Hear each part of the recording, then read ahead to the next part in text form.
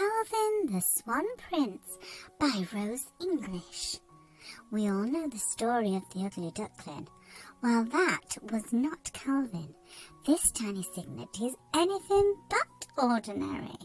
He is brave, adventurous and determined. This first book in the Calvin the Swan series will introduce children to the Swan Prince. We will follow this baby bird on his journey of exploration, making new friends, learning about the home he lives in and having lots of new experiences. This book is inspired by true events of an unlikely friendship between a juvenile swan and a long-legged human. Here's a little teaser. A tasty treat.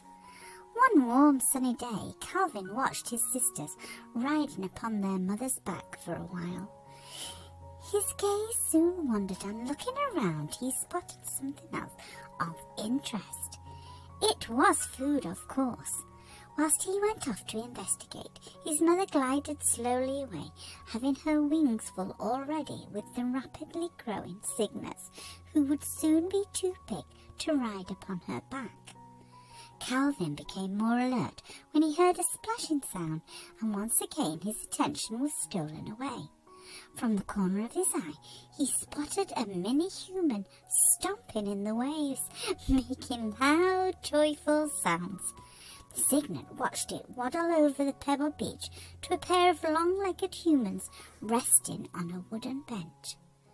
Calvin stopped paddling and motionlessly popped gently on the water. His family was almost at the centre of the lake, and his father was chasing Canada geese away from their home, protecting his territory. Suddenly, the little human was back and looked straight at him. "Birdie, Birdie!" it fizzed with excitement as it hopped up and down. The little face was bright as sunshine. It turned back to its parents. "Bread, Mama, bread!" the child called as it waddled quickly towards them once more. It opened and closed its fist, reaching forward to grab something from one of the seated humans. "Careful now, Tilly. You don't want to frighten him." "Birdie, come, Birdie!" Tilly looked at him and held out a piece of white bread. Calvin wanted to go closer, but was cautious, remembering what his mother had told him. He couldn't fly yet, but he was a fast swimmer. Was it worth the risk?